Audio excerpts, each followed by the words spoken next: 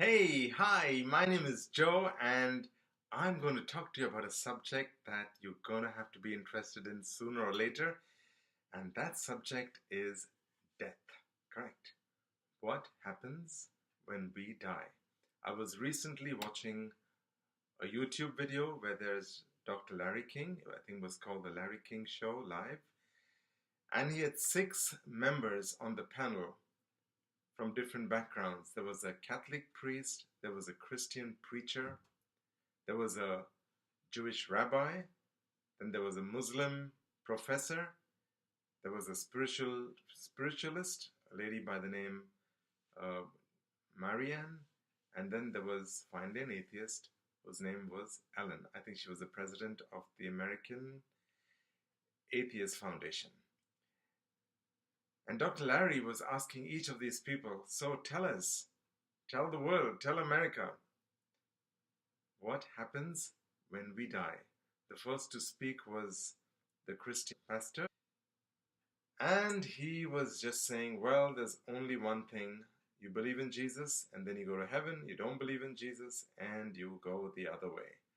He sounded very dogmatic. He sounded very unbending, almost like when Dr. Larry King was asking him, so what happens to the other guys? The Muslims and the Buddhists and the Hindus and the other religions. What happens to them? Good, sincere people. What happens to them when they die? And the Christian pastor was like, I don't care, They don't believe in Jesus, they're going straight to hell. Okay, the next was the Catholic priest, and when he was asked, okay, tell us what happens when we die, he went all abstract and platonic. He was like, oh, I'm just going to be in the presence of God, and I'm going to not worry so much about this earthly body anymore because I will be encompassing through love and, eternal harmony. Nothing of what he was saying seemed to make much sense to me, and if it didn't make sense to me, I can't imagine it making sense to anybody else. So I would say that the Catholic priest, to me at least, wasn't very convincing. The pastor, I don't know, I just didn't like his, although I'm a Christian, born again Christian, and I believe Jesus is the way to salvation, I just didn't like his dogmatism and his unbending, unfeeling sort of approach towards everybody else. Then number three was the Jewish rabbi. Well, he didn't really say much. His line was, well, nobody has died and come back to tell us about it, so we don't really know and nobody can know. So we just, live good lives and hope for the best, that God is a righteous God, and if you're good enough, he will take you to heaven. He said, let's just focus on that. Then fourth was the Muslim professor, and when Dr. Larry King asked him, so tell us, what was his name, Mr. Ibrahim or something, what happens when we die? And he was like, yes, if you're good, you go to heaven. If you're bad, you go to hell. Allah is the only way. He too was kind of unbending and unconvincing. Number five was a lady by the name Marianne, some kind of spiritual writer. Okay, I liked her approach. She was like, I don't care about religion so much. I'm just believing that there's a God and that God is love. And if we live our lives espousing love, then when we move on and go on into the spirit realm, we will meet that God of love and it'll be good. And she says, like, I don't believe God just created us for no reason, just by accident, but that there's a plan and the plan will become clear once we leave this earthly body and go on to the spirit world. She even talked about that even animals, she believes, have a spirit if they are loved.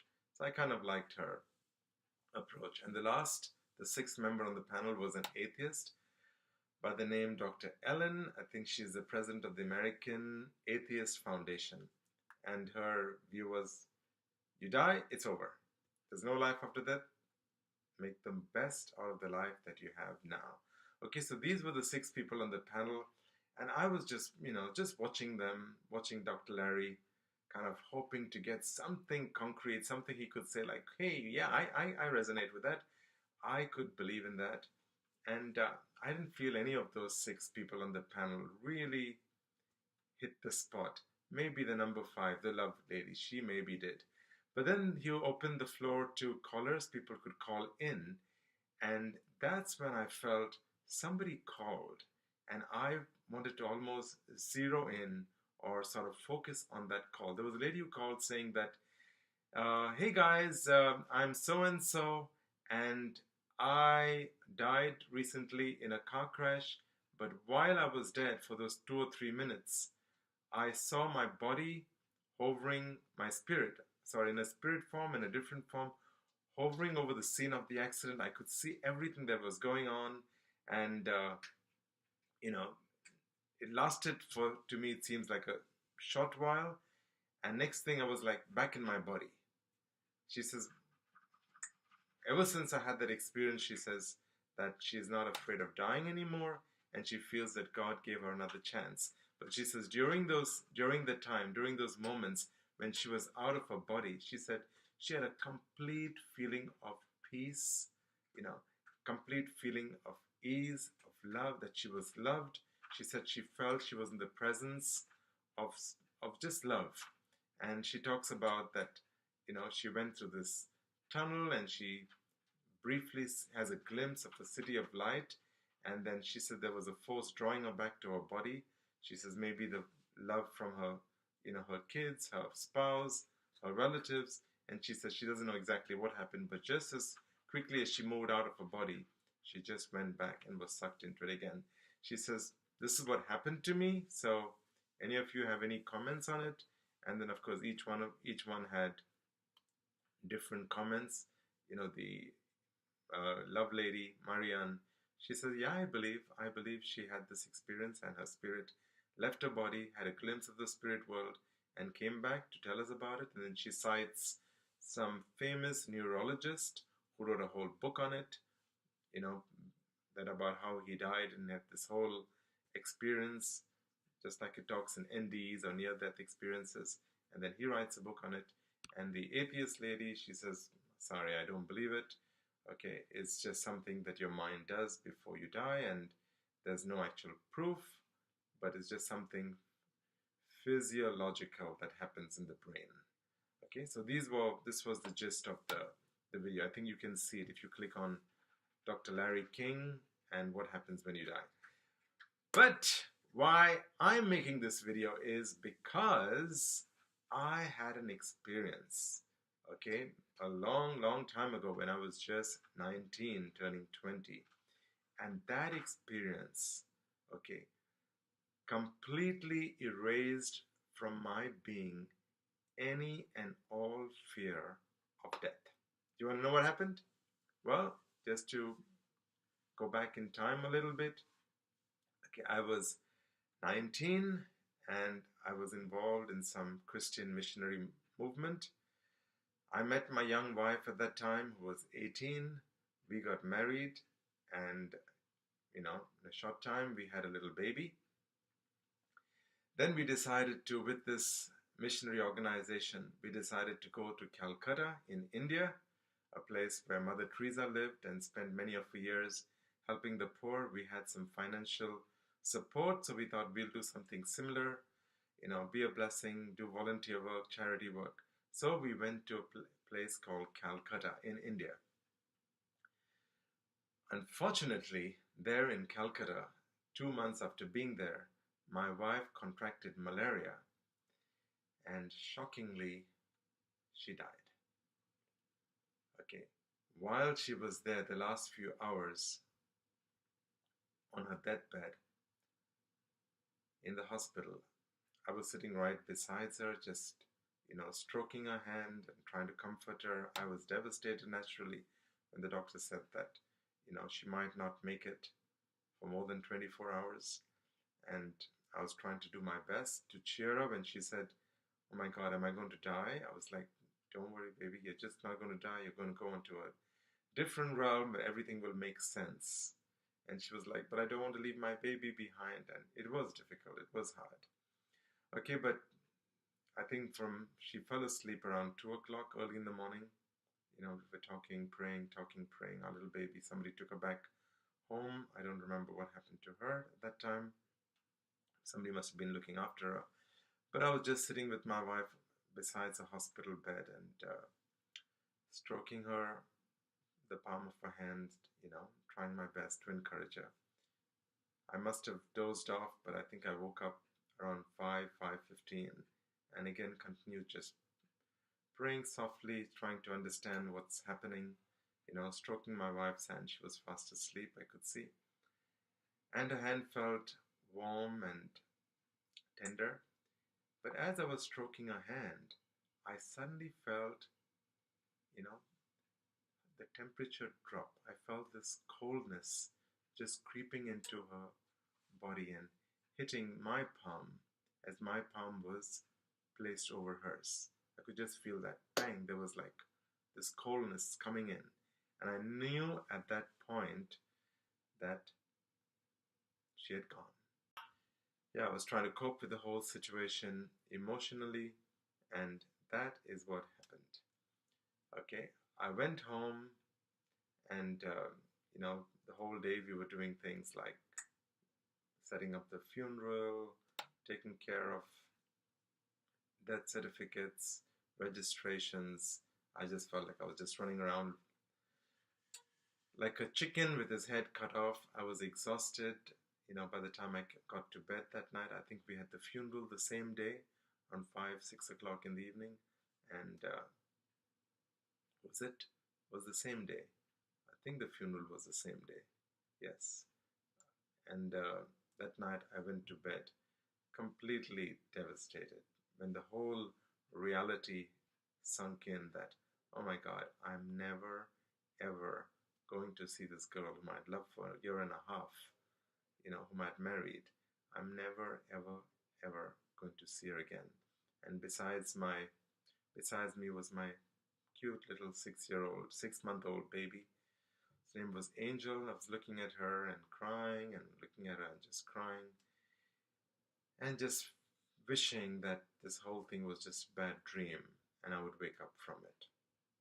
I think I must have fallen asleep sometime during the night, and suddenly early morning, I think it was about 4, I felt this strange feeling, that somebody just woke me up. I got up and was like, hey, what happened just now? Somebody woke me up. And then I realized I had this funny feeling, the feeling when you feel that somebody's there in the room?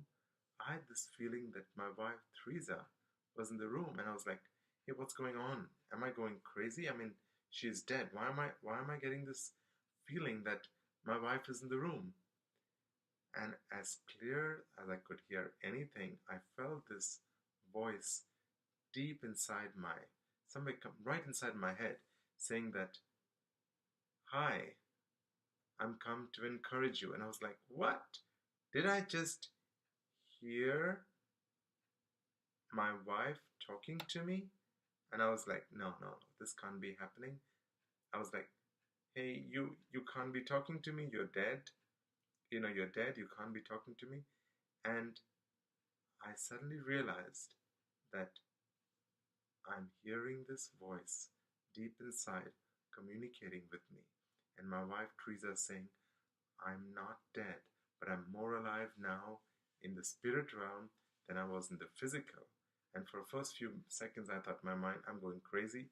Either it's because I haven't slept, I'm hallucinating, and then it's like a mental telepathic communication. It wasn't words, it was whole concepts. Okay, so, and came to a point where I started communicating, saying that, hey, this can't be happening. Teresa, you're not supposed to be talking to me, you're dead. Is it my own mind just playing a game? And then I'd get a response from her saying that, no, this is not a dream, this is not a hallucination, but this is a real experience that you are having. And I was looking at my baby, sleeping right beside me on the bed, and I was thinking, yeah, she's real, this is real. By this time, I turned the light on in the room, and I was like, yet I'm hearing this voice. It's coming. I'm having a conversation with my wife who's dead. And then she says, okay, and this is the clincher. She says, okay, just to prove to you that this is not a dream, this is not a hallucination, your mind is not going crazy. She says, remember the book that we had bought where it contains writings of missionaries from around the world? I said, yeah, the black book. Okay, I'm having this conversation with her, in my mind. It's like she's saying something and I'm responding. It's mental telepathic conversation going on. And she says, remember the book that we bought? I said, yes, I remember the book. And she said, okay, open it. Get it out and open it. So I reached out. I think it was just lying at the side of the bed. I took it out. And then she's saying, now open it. And when you open this book, it will be proof for you that this is a real experience that you're having.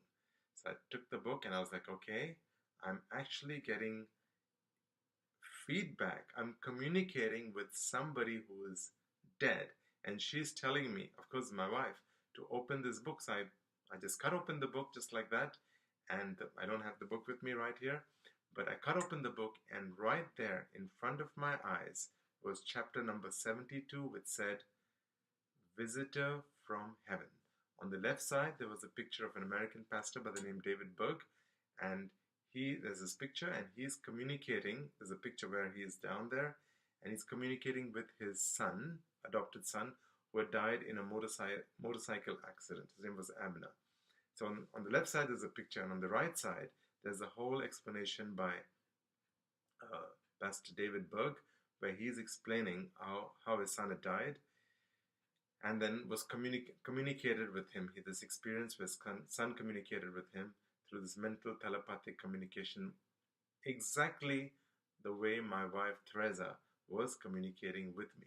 And then she's like, okay, so do you believe this is real? Do you believe this is happening? And I was like, oh my God, somebody who's dead is communicating with me? And I was like, this is like, it just blew my mind. I said, what do I do now? And she says, close the book, turn the light off, okay, and close your eyes, and you will see me with your spirit eyes. I didn't even know what spirit eyes was then, but later on, as I started studying the Bible, there's a section where the prophet Elijah tells his servant, when they're surrounded by the enemy soldiers, and his servant says, alas, O master, we are finished, we are dead. And Elijah says, not so. He says, they that are with us are more than they that are with them. And Elijah's servant said, well, what do you mean? We're just two of us, 1, 2. How can you say that those that are with us are more than the enemy? And then Elijah says something. God, open the eyes of the young man that he may see. And the Bible goes on to say next, and God opened the eyes of the young man, and he saw, and there were thousands of horses and chariots of fire round about Elijah. So I guess what Elijah was praying for was God would open the spirit eyes of his servant. So that's a little example of spirit eyes. And that's what my wife said to me, close your eyes, your physical eyes, and in your spirit eyes, you will see me. Sure enough, I turned the light off, my hand was patting my little baby, and as I closed my eyes, I could see her form at the edge of the bed. And she was dressed in this, this armored suit. And I'm asked, why are you dressed like that? Why are you dressed in this armored suit? And she says, well, as you're going from the third heaven to the first heaven, you're passing through the spirit realm of the second heaven, where all the demons and negative energy is there. And this armored suit is symbolic of the protection that I have as I'm passing from the third heaven into the first heaven, which is the planet Earth as we see it. So then my next question was, okay, if you're really dead and you're communicating with me, okay, she's just given me the example of the book. I checked the book, I knew the book was real, and I'm saying, if you're really dead, and you're communicating with me, then tell me what happens when we die. And she says, well, it's like, see, all this is happening through mental telepathic communication. I'm thinking the thought, and she's giving me the answer. It's just going on in my mind. And she says, well, death is like passing through a veil. She says, veil. Veil is a thin material that people wear, ladies wear. Skimpy, thin material, see-through material. And she says, it feels like your spirit is just slipping through that veil. Like going from this dimension, she said it was like a dimension wall, and you're just slipping through the veil. And then she says something interesting. She says, like if you're at peace on this side of the spirit realm, then you're at peace on the other side of the spirit realm. If you're angry here, you're angry there. Whatever knowledge you have here, you have there. So she says that's the way it is like. She says you're basically without the physical body, okay, but you have some kind of a spirit body, like a spirit identity. And that spirit identity is very similar in consciousness to when you were on this side of the realm. And then she says, and thank you for praying for me that Phoebe would come to meet me in the spirit realm, because in answer to your prayer, Phoebe came to receive me. And I was like, oh, wow. And then she goes, we had this amazing time. She started describing to me how things were like in the spirit realm, which I've written in some kind of a story form. It's called Visitor from Heaven, which will soon come in print. Hopefully I can put it online. Okay, and then next thing was I suddenly felt her as we were talking, almost like disappearing. She was just fading, and then I knew that it was gone. Okay, and I was still awake. I hadn't gone from sleep to waking up. I was exactly the way I was, except I knew that Teresa was not in the room anymore. My baby was still there right beside me, and I was awake. Okay, one thing happened during our conversation when I was having this conversation with my wife. Okay, I asked her, I said, what about the baby? What's going to happen? I don't know how to take care of our little baby. And she says, don't worry. There's a person, God has a plan. There's a person going to come and help you with the baby. She said, I'll even tell you her name. And she told me the name of the person who would come is going to be somebody by the name Claire. Okay. And then she said, I'll be like a guardian angel to her. I will watch her and I will see her during the time as she's growing up. She says, don't worry, she'll grow up into a fine young lady, and God has a plan and a purpose, even though I had to leave this physical body early. Okay, after that experience, to be honest, oh, that's right, we had the funeral the next day. I remember now. Okay, because the next day was the funeral, and I remember the priest or the pastor asking me at the funeral, how come you're not mourning? You don't look like you just lost a loved one. And I was trying to explain to him, I said, that I had a supernatural experience last night, and I know that my wife is not dead, but she's just gone into a better realm, a better place, and she'll always stay alive in my heart. He was just, oh, that's so inspiring. Please come to my church and testify of your experience.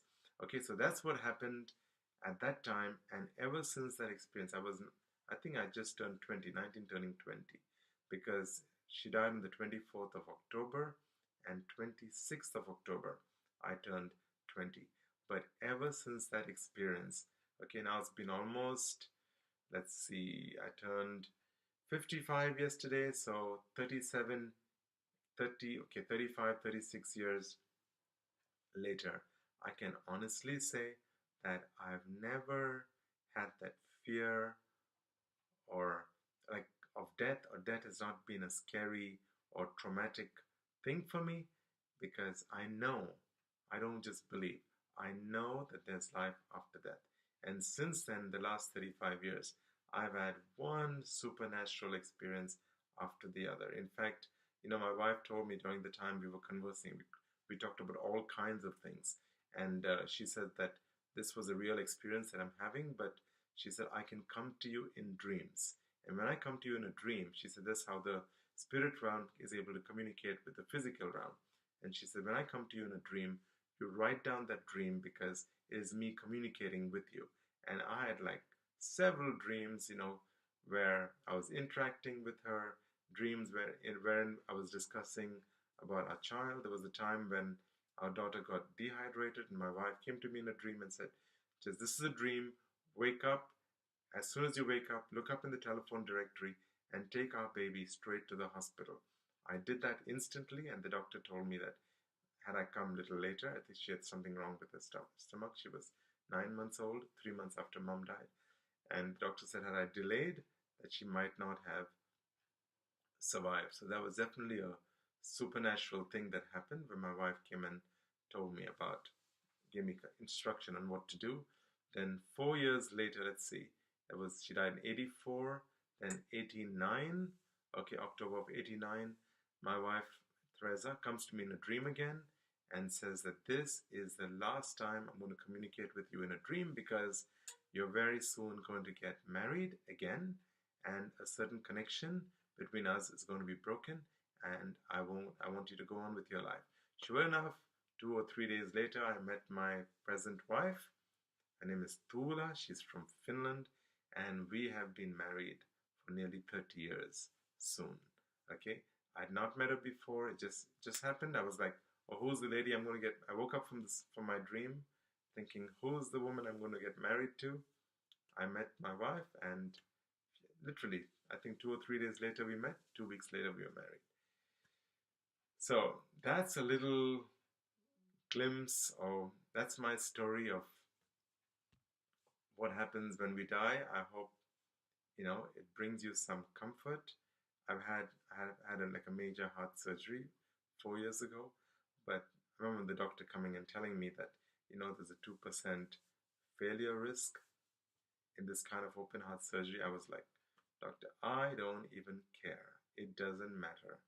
I don't have any fear of dying.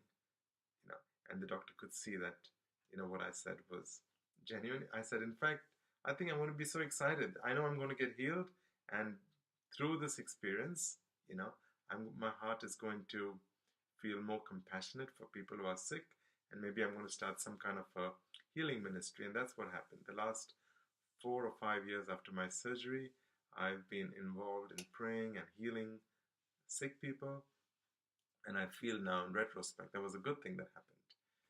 Okay, so if you want to know more about life, about death, okay, you can contact me at the email below, and I will be sure to write to you.